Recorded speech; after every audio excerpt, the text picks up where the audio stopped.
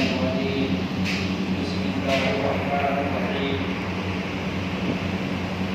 يا أيها الذين آمنوا كتب عليكم الصيام كما كتب على الذين من قبلكم لعلكم تتقون صدق الله مولانا العظيم اللهم صل على سيدنا محمد وعلى آل سيدنا محمد وبارك وسلم اللهم صل على سيدنا محمد وعلى آل سيدنا محمد وبارك وسلم اللهم صل على سيدنا محمد وعلى آل سيدنا محمد وبارك وسلم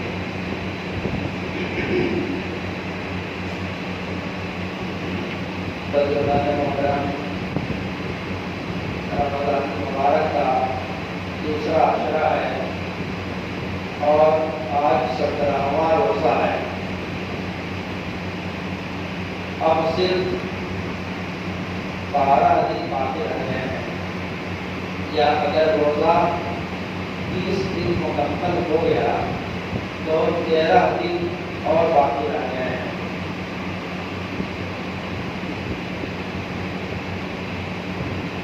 رمضان المبارک کے تعلق سے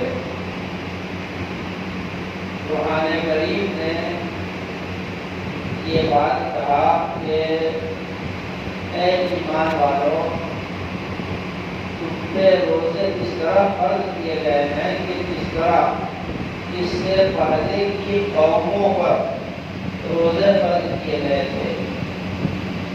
دنیا کے اندر کوئی بھی قوم ایسی نہیں ہے اور نہ ہی کوئی ایسا مذہب ہے کہ جس میں روزے کا تصور اور عقیدہ نہ ہو. تو ایسے مذہب جنہیں ہم یہود اور عیسائی کہتے ہیں، ان کے بارے میں ہم ان کی تفصیلات اس طرح جانتے ہیں جس طرح مذہب اسلام کے بارے میں تفصیلات جانتے ہیں. کیوں؟ اس لیے کہ قرآن کریم نے عیسائیوں کے بارے میں، یہودیوں کے بارے میں اتنی تفصیل بیان فرمایا ہے کہ ایسا لگتا ہے کہ وہ ہمارے خاندان کے لوگ ہیں. اس طرح ہم جیسے اپنی بیوی بچوں کو پہچانتے ہیں، اسی طریقے سے یہ دو مذہب اور ان کے ماننے والی قوم عیسائی اور یہودی، ان کو بھی ہم پہچانتے ہیں اچھی طرح. تو یہ روزے جو ہے ان کے یہاں بھی فرض کیے گئے تھے. ایک اور بات ہے کہ جس انداز سے روزہ ہمارے یہاں ہے اس انداز کا روزہ ان کا نہیں تھا، مگر روزہ تھا. بدھسٹ ہیں، ان کی صحیح تاریخ کسی کتاب میں نہیں ملتی ہے. ان کا وجود کب ہوا، کیسا ہوا، مگر یہ ملتا ہے کہ ان کے یہاں بھی روزہ ہے. ہندوستان کے اندر جو ہندو قوم ہے، جو اپنے آپ کو سناتن سمجھتے ہیں، سناتنی دھرم کہتے ہیں، یہ جو پنڈت اور یہ جو بڑے بڑے برہمن لوگ ہیں، ان کا جو مذہب ہے جس کو وہ لوگ ہندوازم کہتے ہیں، حالانکہ وہ سناتنازم ہے، ہندوازم نہیں ہے. ان کے یہاں بھی ان کے وجود کے بارے میں ان کو بھی معلوم نہیں ہے کہ ان کا ہندو مذہب یا سناتن مذہب کب پیدا ہوا اور اس کا بانی کون ہے اور کہاں سے وہ ہندوازم چلا ہے. خود ان کے لوگوں کو بھی معلوم نہیں ہے، نہ کوئی کتاب میں اس کی تفصیل ہے. مگر روزے کا تصور ان کے یہاں بھی ہے. یہودیت یا آپ یہ کہیے کہ عیسائیت، یہودیت نہیں، عیسائیت رسول آج سے 2000 سال پہلے دنیا کے اندر آیا. یہودیت کی جو تاریخ ہے وہ یہ ہے کہ آج سے 2000 سال پہلے دنیا کے اندر یہودیت کی وجود ہوئی، مذہب یہود، کیونکہ حضرت موسیٰ علیہ السلام کا جو زمانہ ہے وہ رسول اللہ صلی اللہ علیہ وسلم سے 2000 سال پہلے کا ہے، اور ان سے بہت پہلے کا یہ ہندو مذہب کا دھرم ہے، ہندو مذہب ہے، مگر اس کے فاؤنڈر کون ہیں، کہاں سے یہ ہندوازم چلا ہے، اس کی صحیح تاریخ خود ہمیں ہندو مت کی کتابوں میں بھی نہیں ملتی ہے۔ ہاں البتہ رامائن جو لکھا گیا تلسی داس نے لکھا ہے تو وہ حضرت موسیٰ علیہ السلام سے 2000 سال پہلے انہوں نے لکھا ہے۔ تو اس طرح رامائن کو جو لکھا گیا، رام کی جو ہسٹری لکھی گئی اور تلسی داس نے لکھا، تو انہوں نے حضرت موسیٰ سے بھی 2000 سال پہلے لکھا، تو گویا کہ رام اس سے بھی 4000 سال پہلے کے ہیں۔ مگر ہندو مذہب کا جیسا ہمارے مذہب اسلام ہے کہ نبی اکرم صلی اللہ علیہ وسلم سے اسلام کی تاریخ ہے، یہودیوں میں ہے کہ موسیٰ علیہ السلام سے یہودیت کی تاریخ ہے، عیسائیوں میں ہے کہ حضرت عیسیٰ علیہ السلام سے عیسائیوں کی تاریخ ہے، مگر ہندوؤں میں یہ نہیں ہے کہ ان کی تاریخ کہاں سے شروع ہوتی ہے، اس لیے کتنا پرانا ہے وہ ہمیں نہیں معلوم۔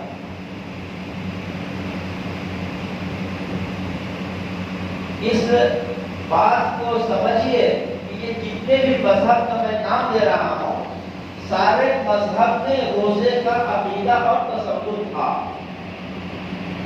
اسی کی طرح قرآن کریم کی جو یہ آیت میں نے پڑھی ہے کہ یا ایھا الذین آمنوا، اے ایمان والو، کتب علیکم الصیام، تم پر روزے فرض کیے گئے، کما کتب علی الذین من قبلکم،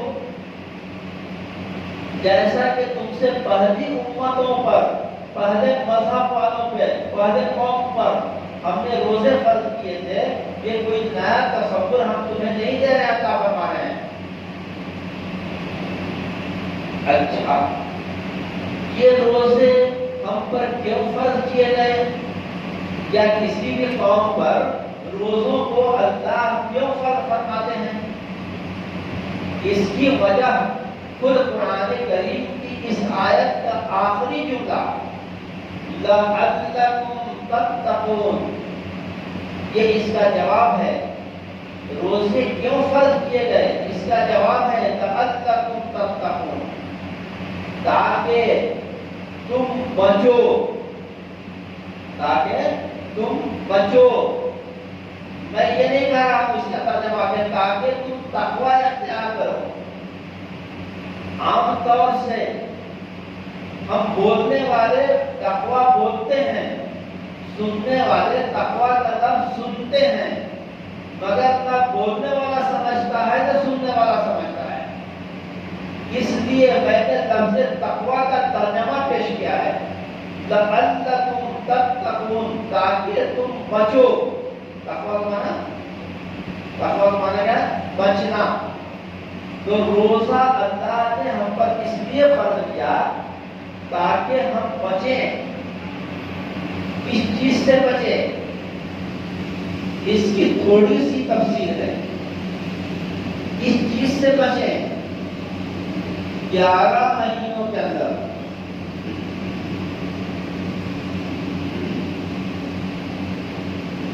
11 مہینوں کے اندر جھوٹ سے بچیں، چوری سے بچیں، غیبت سے بچیں، جتنے حرام کام ہیں ان سارے کاموں سے بچیں، جتنے ناجائز کام ہیں ان سارے کاموں سے بچیں 11 مہینے کے اندر۔ مگر جب رمضان المبارک کا مہینہ آئے تو 3 چیزوں سے اور بچیں جو جائز ہیں، حلال ہیں، حرام نہیں ہے، ناجائز نہیں ہے۔ وہ 3 چیزیں کیا ہیں؟ ان 3 چیزوں کو سمجھنے کے لیے 2 لفظ دیتا ہوں، ان 2 لفظوں کو سمجھو اور یاد کرو۔ اللہ نے 2 طرح کی خواہشات، شہوت دے کر انسان کو، بلکہ مخلوق کو دنیا کے اندر بھیجا ہے۔ اللہ پاک نے 2 طرح کی شہوتیں اور خواہشات، شہوت کا معنی خواہش، اور خواہش کو بولیں گے عربی میں کیا بولیں گے؟ شہوت۔ تو 2 طرح کی شہوتیں دے کر اللہ نے بندے کو دنیا کے اندر بھیجا ہے۔ ایک خواہش کا نام ہے شہوت بطن۔ یہ بطن عربی کا ورڈ ہے، اس کے معنی آتے ہیں پیٹ کے۔ بطن، بطن کے معنی پیٹ۔ تو پہلی شہوت جو اللہ نے بندے کو دی ہے اس کا نام کیا ہے؟ شہوت بطن، پیٹ کی خواہش، پیٹ کی ضرورتیں اور پیٹ کی جو شہوت ہے وہ۔ یہ کیا ہے؟ اس جسم کو زندہ رکھنے کے لیے ہمیں روٹی کی ضرورت ہے، کھانے کی ضرورت ہے، پینے کی ضرورت ہے۔ تو یہ کھانا پینا، سارے معقولات اور مشروبات، یہ سب کس کے لیے ہیں؟ پیٹ کے لیے ہیں، جس سے کہ انسان کو طاقت ملتی ہے اور وہ اس قابل ہوتا ہے کہ نماز پڑھ سکے، روزہ رکھ سکے، خدمت خلق کر سکے، سارے لوگوں کے حقوق جو اس کے اوپر فرض ہیں وہ اس کو ادا کر سکے۔ تو پہلی شہوت کا نام کیا ہے؟ پیٹ کی شہوت۔ اسی کو عربی میں کیا بولا گیا؟ شہوت بطن۔ بطن، بطن کے معنی پیٹ، پیٹ کی ضرورت ہے۔ اب جتنی بھی دنیا میں ہم الٹے سیدھے کام کرتے ہیں وہ پیٹ کے لیے کرتے ہیں۔ حلال کو حرام بنا دیا، حرام کو حلال بنا دیا، کسی کا حق ہڑپ لیا، کسی کی جائیداد میں قبضہ کر دیا۔ یہ کس لیے کرتے ہیں؟ اپنے پیٹ کی شہوت کو پوری کرنے کے لیے۔ تو اللہ نے 2 شہوتیں ہمیں عطا فرمائی ہیں، ایک پیٹ کی شہوت اور دوسری شہوت کا نام ہے شہوت فرج، یعنی کہ شرمگاہ کی شہوت۔ 2 شہوتیں، ایک شہوت پیٹ کی اور ایک شہوت شرمگاہ کی، جس کو آپ سیکس کہتے ہیں۔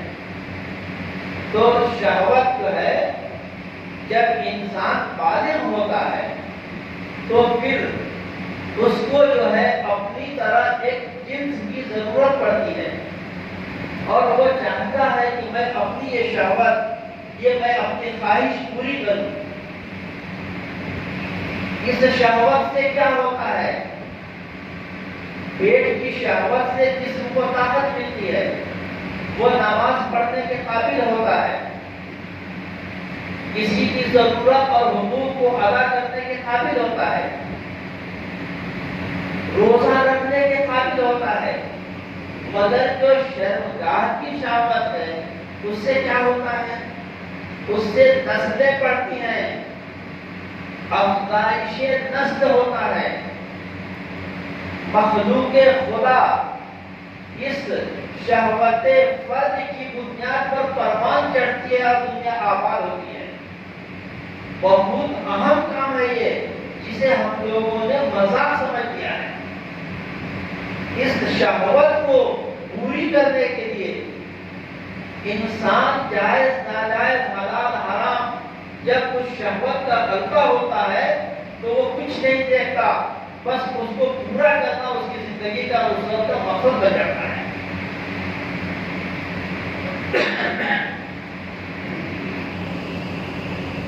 دوستو غور سے سمجھو، اللہ نے یہ دو شہوتیں دی ہیں ہمیں، ایک کا نام شہوت بدن پیٹ کی شہوت اور دوسرے کا نام شہوت فرج یعنی شرمگاہ کی شہوت۔ اب سمجھو ان دونوں شہوتوں کو کنٹرول کرنے کا نام روزہ ہے۔ آپ سوچ رہے ہیں کہ مولانا یہ سب کیا بیان کر رہے ہیں، کیا اب رزلٹ آیا، رزلٹ کیا تھا؟ انہی دو شہوتوں کو کنٹرول کرنے کا نام روزہ ہے، ٹھیک ہے نا؟ انہی دو شہوتوں کو، شہوت فرج اور شہوت بدن، انہی دو شہوتوں کو لگام لگانا، ان کو کنٹرول کرنا، ان کو اپنے بس میں بنا دینا، This is definition of song۔ یہی روزے کی تعریف ہے، اسی کا نام ہوتا ہے۔ کیونکہ ہم روزہ روزہ روزہ بچہ جب پیدا ہوا جب سے سن رہا ہے، مرنے کے دن تک سن رہا ہے، مگر روزہ ہے کیا وہ نہیں سمجھ پا رہا ہے۔ تو یہ ہے روزہ۔ دو شہوتیں اللہ نے دی، ایک شہوت بدن اور ایک شہوت فرج۔ ان دونوں شہوتوں کو کنٹرول کرنے کا نام کیا ہے؟ روزہ ہے۔ سمجھ لیجیے اس بات کو اچھی طرح۔ اسی چیز کو قرآن کریم کی جو آخری سینٹنس ہے، جو جملہ ہے لَعَلَّكُمْ تَتَّقُونَ، روزے کیوں فرض ہوئے؟ تاکہ تم بچو۔ کس چیز سے بچو؟ شہوت بدن سے بچو اور شہوت فرج سے بچو۔ کلیئر ہو رہی ہے بات ہمارے الحمدللہ؟ کیونکہ میرا مقصد تقریر کرنا نہیں رہا، میرا مقصد رہتا ہے مسئلے کو سمجھانا۔ یہ سمجھنا کہ ہم ٹیچر آدمی ہیں، پڑھانے والے لوگ ہیں، مختلف شعبہ بیان کریں گے۔ بہرحال ان دو شہوتوں کو کنٹرول کرنے کا نام کیا ہے؟ روزہ ہے۔ اب سمجھو ایک بات، دوسرا مسئلہ آج بیان نہیں ہے، بس ایسے بھی مسائل بیان کرتا ہوں۔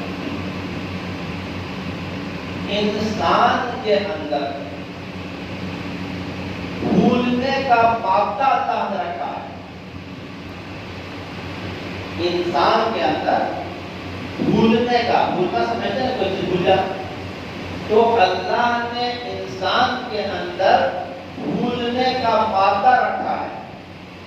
کبھی کبھی ایسا ہوتا ہے کہ انسان روزہ ہے، دنیا کے کاموں میں مصروف ہوتا ہے، بھول جاتا ہے، اور بھولنے کی وجہ سے کھا لیتا ہے، پانی پی لیتا ہے، شدت کی پیاس لگی، یاد نہیں رہا کہ میرا روزہ ہے، سامنے جگ رکھا اور کھایا، کھٹا کھا گیا۔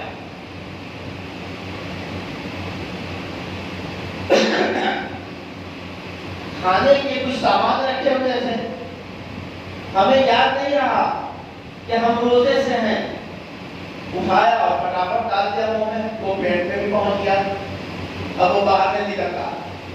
جو پانی پی لیا وہ بھی نہیں نکلتا، جو کھا لیا وہ بھی نہیں نکلتا۔ مگر یہ سب ہوا کیسا؟ بھول کر ہوا، سہوت ہوا، جان بوجھ کر نہیں ہوا، بھول کر ہوا۔ بندہ تھکا ماندہ مارکیٹ سے کوئی کام کر کے گھر پہنچا، دھوپ کی تپش اور شدت تھی، بیگم صاحبہ نے پنکھا دیا، اب وہ زمانہ تو ہے جب سوئچ آف کرو، پھر فین چلا دیا، منہ ہاتھ دھولایا، بیٹھ گئے، دونوں میاں بیوی مل کے بیٹھ کے باتیں کرنے لگے، اور دونوں بات کی اس گہرائی تک پہنچ گئے کہ دنیا بھول گئے، اور شہوت فرج کا جو غلبہ تھا وہ ان کے اوپر مسلط ہو گیا، اور وہ بھول گئے کہ ہم روزے سے ہیں۔ میاں بھی بھول گیا اور بیگم صاحبہ بھی بھول گئی۔ کیوں؟ اس لیے کہ ان دونوں میں سے اگر کسی ایک کو یاد رہتا تو وہ ایک دوسرے کو بتا دیتا کہ بھائی ہمارا روزہ ہے، اس لیے ہم اس کام سے بچیں گے۔ اب یہ لوگ اس مقام پر پہنچ گئے کہ بیوی بھی بھول گئی کہ ہمارا روزہ ہے اور شوہر بھی بھول گیا کہ ہمارا روزہ ہے، اور بھول کی حالت میں یہ دونوں آپس میں صحبت کر بیٹھے۔ اب شریعت کیا کہتی ہے اس موڑ پر؟ اللہ تبارک و تعالیٰ فرماتے ہیں کہ میری طرف سے اے میرے بندو تم جو بھول گئے وہ معاف ہے، اب کھاؤ پیو مت، اب کھا لیے نا بھول کر، اب یاد آ گیا ہے میرا روزہ ہے تو آپ کا روزہ نہیں ٹوٹا۔ آپ بھول کر پانی پی لیے، بعد میں یاد آیا، آپ کا روزہ نہیں ٹوٹا۔ آپ بھول کر میاں بیوی مل کر دونوں میں سے کسی کو یاد نہیں رہا ہم اس طرح کر دیے، آپ کا روزہ نہیں ٹوٹا۔ اللہ فرماتے ہیں کہ نہیں ٹوٹا، نبی کا حکم ہے کہ نہیں ٹوٹا۔ اس کے بعد یاد آ گیا تو روزہ مکمل کر لینا، اس کے اوپر نہ قضا لازم ہے نہ کفارہ، نہ کفارہ ہوگا نہ قضا، یہ آپ کا روزہ ٹوٹا ہی نہیں، کیونکہ اللہ کے نبی نے ارشاد فرمایا کہ رفع عن امتی الخطأ والنسیان، او کما قال علیہ السلام، فرمایا کہ میری امت سے، کون بولے؟ رسول اللہ صلی اللہ علیہ وسلم، کیا بولے؟ میری امت سے بھول کو اور خطا کو اللہ نے معاف کر دیا ہے، اٹھا دیا ہے۔ تو ایک روزہ دار روزے کے عالم میں اگر بھول کر کھا لیا یا پی لیا یا بیوی سے ہم بستر ہو گیا بھول کی حالت میں، اس جملے کو یاد رکھنا، بار بار بول رہا ہوں میں، بھول کر، جان کر نہیں، بھول کر، تو اس کا روزہ نہیں ٹوٹا، اپنے روزے کو مکمل کریں۔ اس کے اوپر نہ قضا واجب ہے اور نہ کفارہ۔ اچھا، یہ تو بھول کی شکل میں ہوئی۔ اگر کسی بندے نے جان بوجھ کر روزے کے پیریڈ میں اپنی بیوی سے ہم بستری کر دیا یا پانی پی لیا یا کھانا کھا لیا، یہ تینوں حلال ہیں، حرام تو نہیں ہے نا؟ یہی بیوی سے ہم بستر ہونا حلال ہے نا، حرام تو نہیں ہے؟ پانی پینا حلال ہے، حرام تو نہیں ہے؟ اسی طریقے سے کھانا کھانا حلال ہے، حرام تو نہیں ہے؟ اللہ کا یہی حکم ہے کہ 11 مہینوں کے اندر حرام اور ناجائز چیزوں سے بچو، رمضان میں حلال چیزوں سے بچو۔ یہی فرق ہے دونوں میں، 11 مہینوں میں حرام اور ناجائز چیزوں سے بچو اور رمضان میں حلال چیزوں سے بچو۔ حلال چیزوں سے بچنے کا نام روزہ ہے، حرام اور ناجائز چیز تو مسلمان کو ویسے ہی حرام ہے، اس کو تو حرام کبھی بھی نہیں کرنا ہے۔ تو میں یہ عرض کر رہا تھا کہ ایک تو یہ ہے کہ ہم نے بھول کر کھا لیا پی لیا اور بیوی سے فائدہ حاصل کر دیا، وہ معاف ہے۔ اب اگر کوئی بندہ اپنے گھر میں ہے، روزہ کا مہینہ ہے رمضان کا، اور وہ روزے سے بھی ہے، میاں بھی بیوی بھی اب ایک جگہ بیٹھے ہیں، بات کر رہے ہیں، اب ان پہ شہوت طاری ہوئی اور انہیں خوب یاد ہے کہ میرا روزہ ہے، بیوی کو بھی یاد ہے اور شوہر کو بھی یاد ہے، اس کے باوجود جان بوجھ کر کہہ دو اس کو، جان بوجھ کر ان دونوں نے مل کر ہم بستری کر دی۔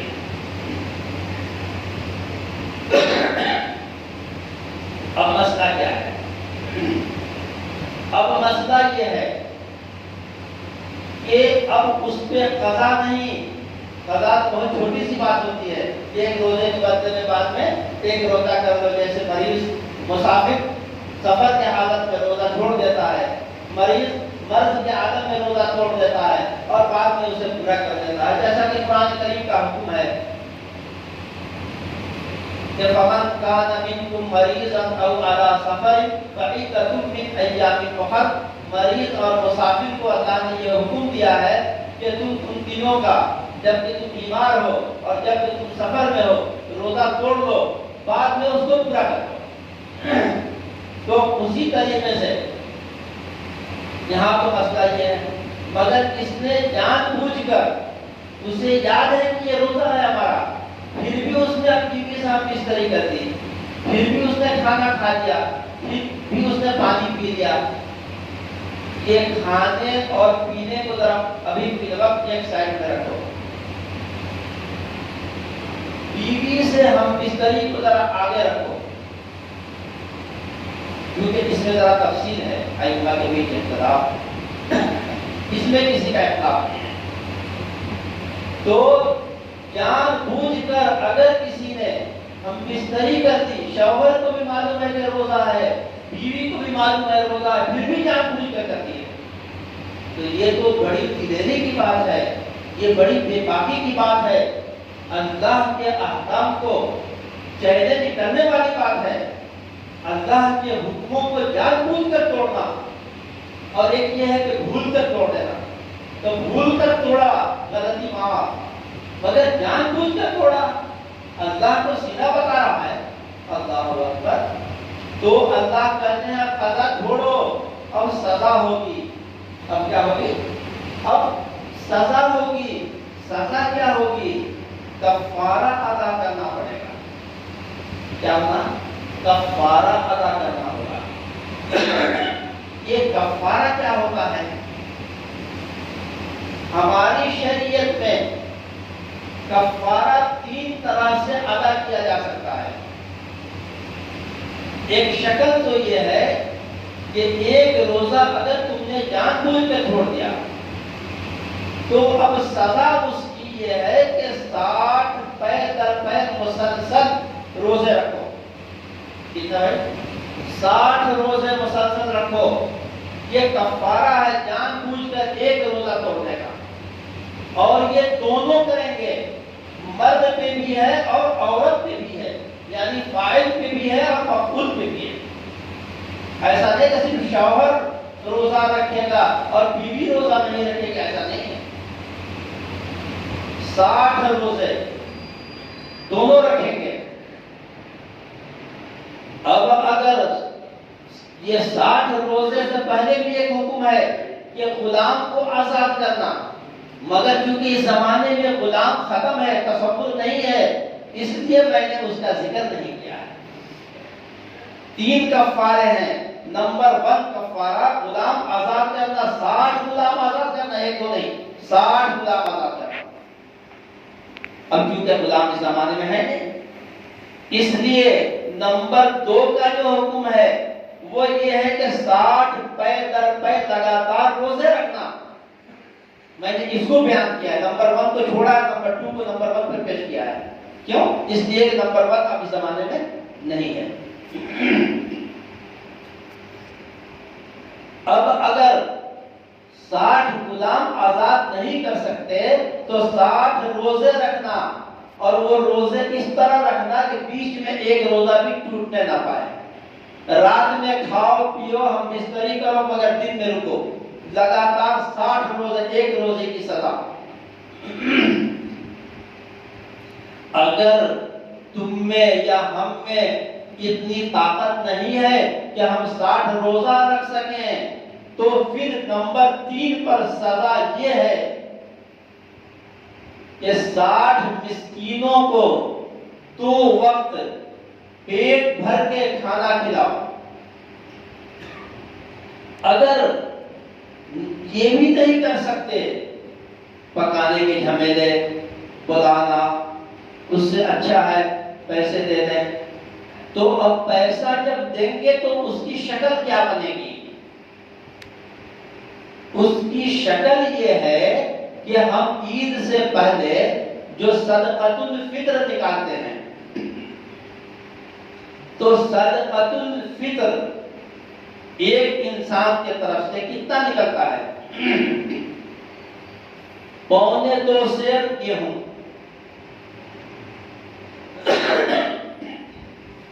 نہیں تو 3.5 کلو یا 3.5 سیب جو، اور نہیں تو 4 کلو چھوارے اور کشمش.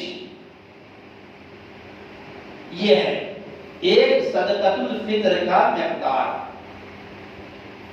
یہ جو، گیہوں، کشمش، منقع اور کھجور، یہ الگ الگ چیزیں کیوں بیان کی گئی ہیں؟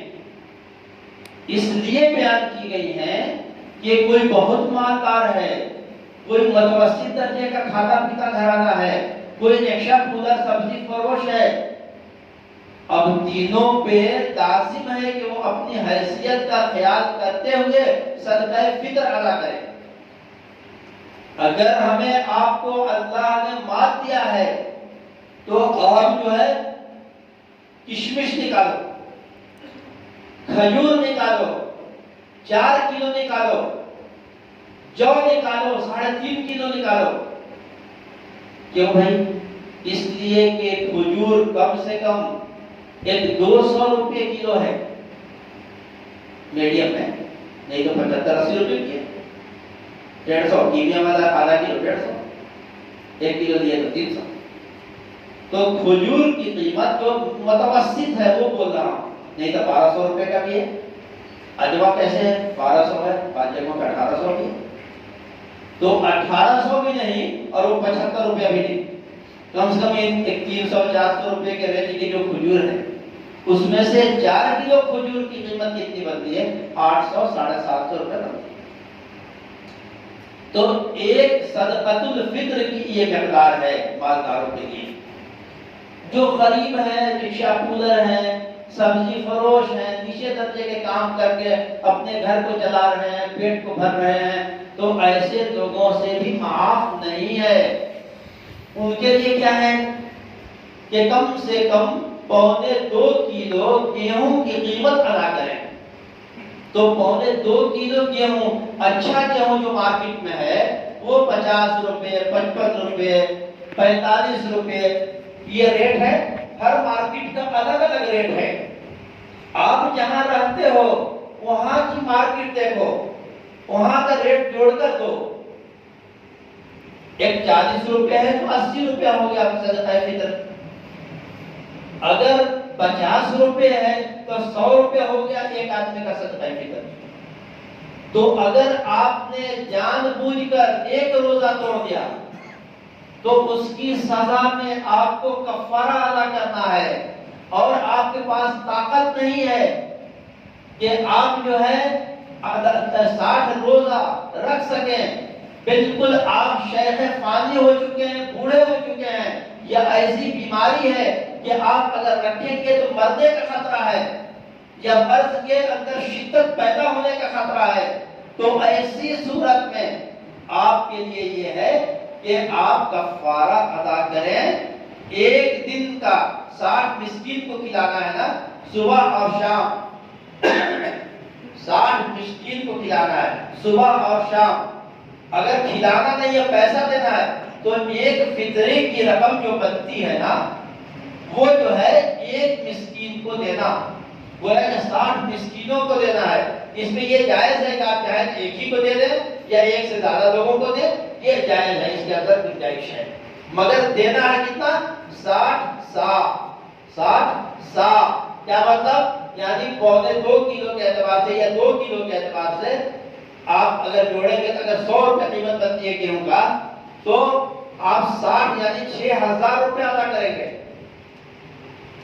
ایک روزہ توڑنے کا کفارہ، اگر بوڑھا مریض ہے نہیں رکھ سکتا روزہ 60 تو وہ فدیہ دے، اور وہ کتنا دے گا؟ 6000 روپیہ دے گا. بات ہے ایک واقعہ سناتا ہوں. رسول اللہ صلی اللہ علیہ وسلم کے زمانے میں ایک صحابی تھے، روزے سے تھے.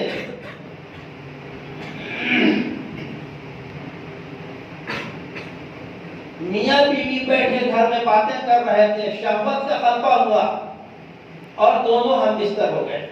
یہ رسول اللہ صلی اللہ علیہ وسلم کے زمانے کی بات کر رہا ہوں، آج کی بات نہیں کر رہا ہوں۔ وہ دلیل ہے نا قرآن حدیث ہمارے لیے، اس لیے میں وہاں سے یہ مثال دے رہا ہوں۔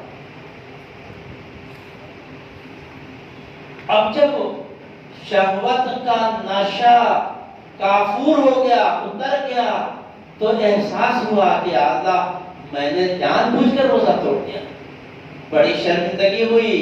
دوڑے ہوئے پیارے آقا و مولا جناب محمد رسول اللہ صلی اللہ علیہ وسلم کی فدا ابی و امی و روحی کی خدمت میں تشریف لائے اور کہا کہ یا رسول اللہ قد اہلکت، میں اپنے آپ کو ہلاکت میں ڈال دیا، میں تو برباد ہو گیا۔ رسول اللہ صلی اللہ علیہ وسلم نے پوچھا کیا ہوا؟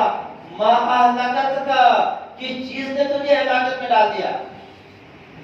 کہا کہ جان بوجھ کر روزے میں نے اپنی بیوی سے مقاربت حاصل کر لی، یعنی کہ ہم بستر ہو گیا۔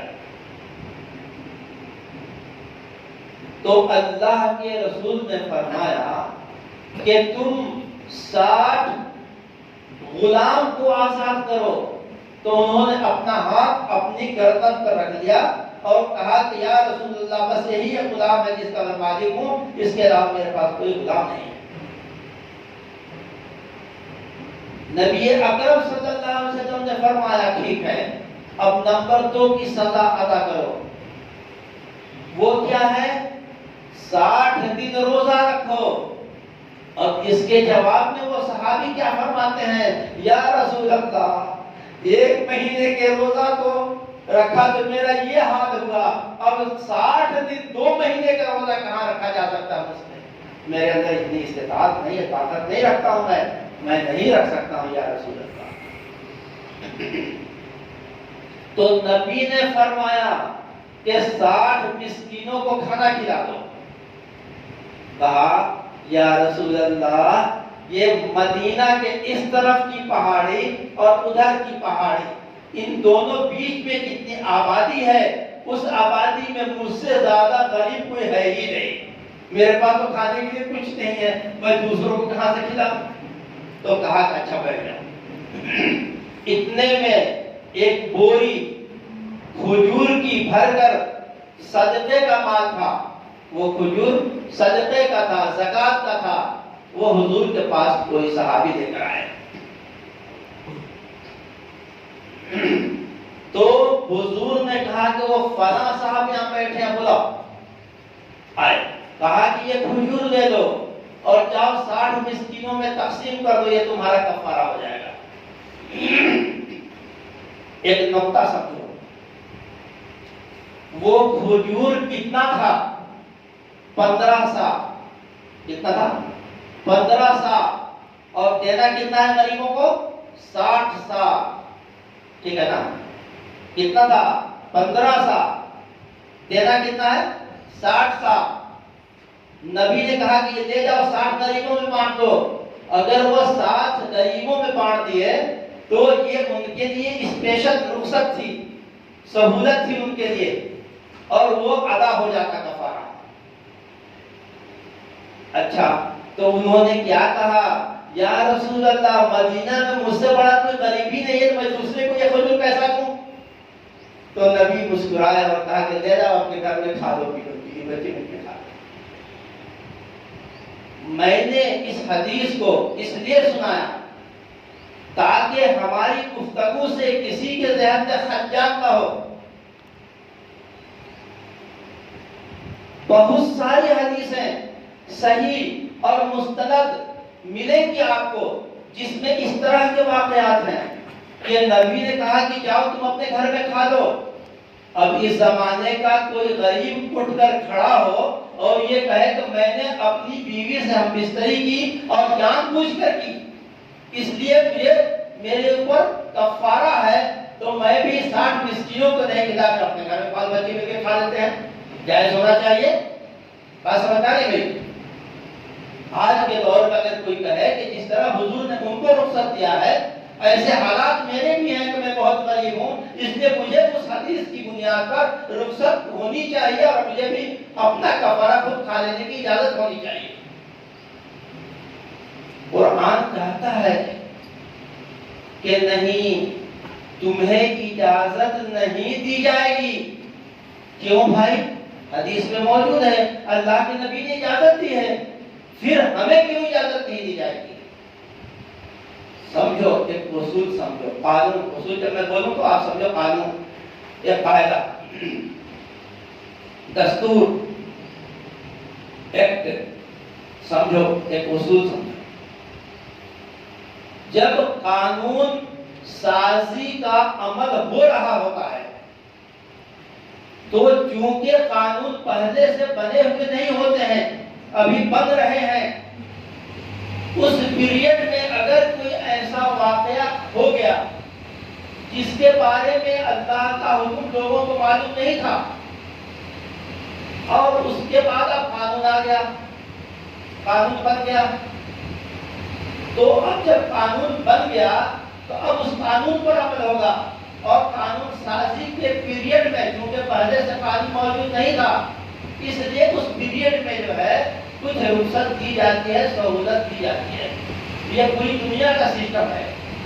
تو جب قانون سازی ہو رہی ہو، اس میں اگر کوئی مسئلہ آ جائے تو اس پیریڈ میں اس آدمی کو سہولت دی جائے گی۔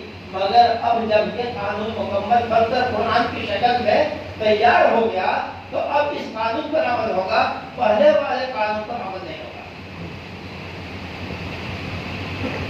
بہرحال میں یہ عرض کر رہا تھا کہ اگر جان بوجھ کر روزہ توڑ دیا تو اب اس کے اوپر کفارہ 60 دن روزہ رکھنے کا ہے۔ اگر بوڑھا شخص ہے، بیمار ہے، نہیں رکھ سکتا ہے تو وہ فدیہ دے۔ فدیہ کتنا دے؟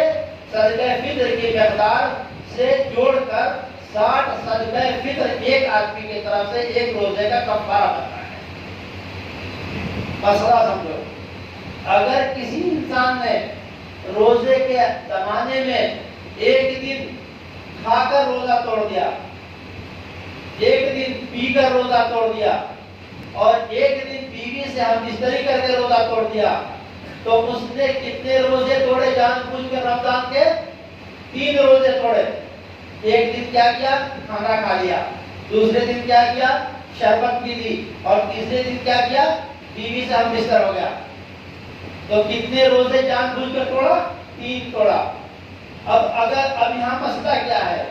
اب یہ 2 مہینہ کے اعتبار سے 3 روزوں کا 6 مہینہ یہ روزہ رکھے گا، یا اس کے اعتبار سے 6 دن کا 18 180 غریبوں کو کھانا کھلائے گا، یا اس کو جو ہے صدقہ فطر کے اعتبار سے نکال کر دے گا؟ کیا کرے گا؟ پہلا وجہت کا مسئلہ۔ اس میں شریعت نے ہم کو آپ کو تھوڑی سہولت اور چھوٹ دی ہے۔ وہ چھوٹ کیا ہے کہ ایک رمضان کا روزہ 30 دن کا ہوتا ہے یا 29 دن کا، ایک رمضان کے روزے میں اگر ہم نے ایک روزہ کھا کر توڑ دیا تو بھی 60 ہی مسکینوں کو کھانا کھلانا پڑے گا، یا 60 دن کا روزہ رکھنا پڑے گا۔ 2 توڑ دیے تو بھی 60 ہی، اگر 3 توڑ دیے تو بھی 60 ہی۔ اس کی مثال سمجھو، ایک جگہ بیٹھ کر تم قرآن پڑھ رہے ہو اور 2-3 سجدہ آ گیا، ہر سجدے پر سجدہ کرنا ہے، ہم نے نہیں کیا، تو اب یہ حکم ہے کہ اگر 3 یا 4 سجدے آ گئے آیت میں تو اب اکٹھا ایک سجدہ کر کے سب کی نیت کر دو تو ہو جاتا، ایک ہی سجدے سے 4 سجدے ادا ہو جائیں گے۔ اسی طرح ایک رمضان کے روزے میں اگر ایک سے زیادہ کسی نے جان بوجھ کر روزہ توڑ دیا تو ایک ہی کفارہ اس کے اوپر لازم ہوگا، 3 اور 2 کفارے لازم نہیں ہوں گے۔ ایک چھوٹا سا مسئلہ اور وقت ہو چکا ہے، اب میں بھی کیا کروں، ہم بھی مجبور پہلے آنے کے لیے اور آپ مجبور ہیں دیر سے آنے کے لیے، ہماری خطا کیا، آپ کی بھی کوئی خطا نہیں۔ بہرحال ایک چھوٹا سا مسئلہ جو اس سے جڑا ہوا ہے اور ضرورت ہے وقت کی، اس کو سمجھ لیجیے۔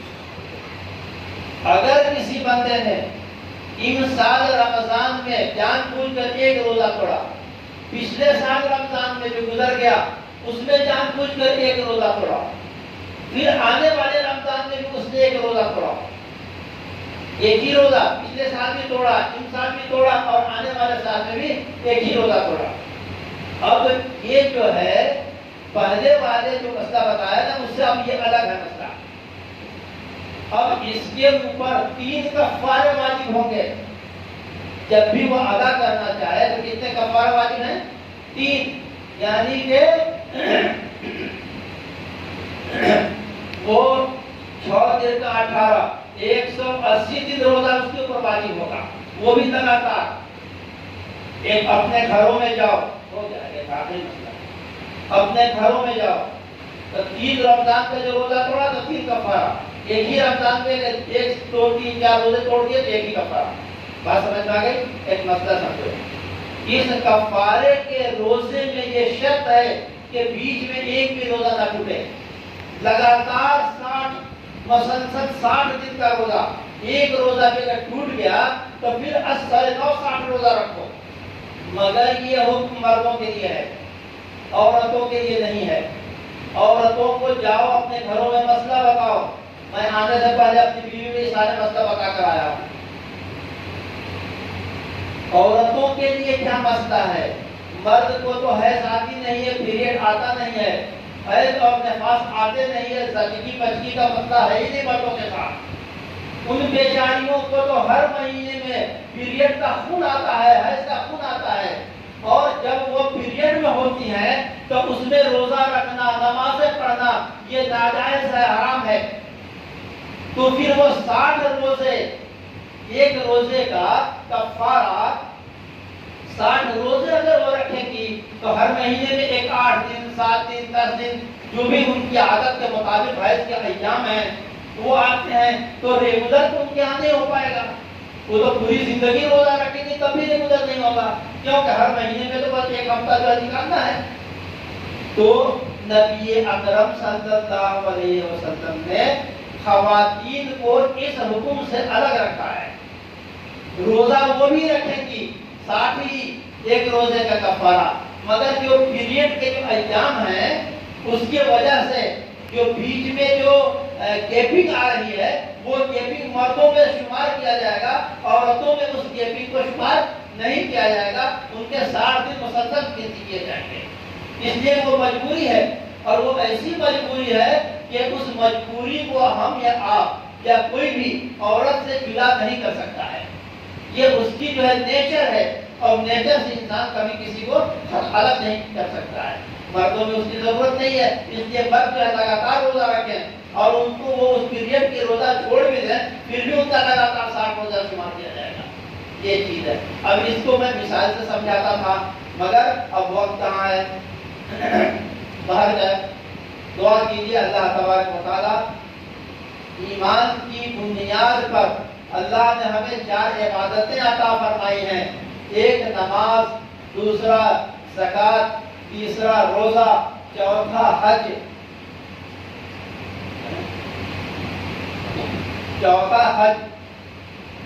تو جو کلمے کی بنیاد پر بندے کا رشتہ اللہ سے جڑتا ہے، اس تعلق کا تقاضا ہوتا ہے کہ اللہ سے محبت اور قرب کے تعلق کو مزید بڑھایا جائے، تو اس کے لیے اللہ نے نماز عطا فرمائی۔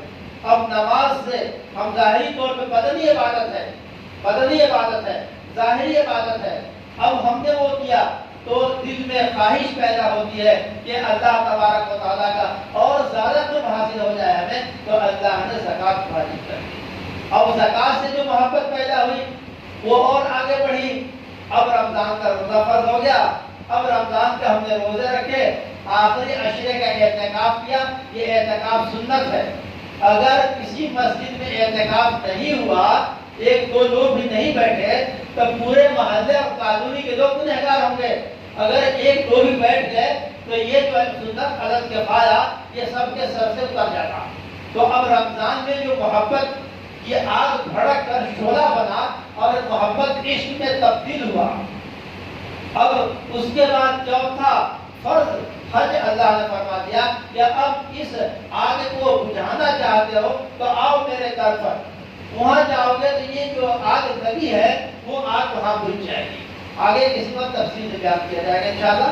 بہرحال آپ دعا فرمائیں کہ اللہ تعالیٰ اس ماہ رمضان کی خوب ہمیں قدر کرنے کی توفیق عطا فرمائے، روزے کی توفیق عطا فرمائے، تہجد کی توفیق عطا فرمائے، تراویح اور اس مہینے میں کیونکہ یہ غم کا مہینہ ہے، مواصلات کا مہینہ ہے، بھائی چارگی کا مہینہ ہے، اس لیے بہت سارے لوگ اپنی زکوٰۃ صدقات نکالتے ہیں، وہ حساب کر کے نکالیں، ایسا اندازے سے نہ نکالیں، حساب کر کے نکالیں تو جا کے زکوٰۃ ادا ہوگی، نہیں تو نہیں ہوگی۔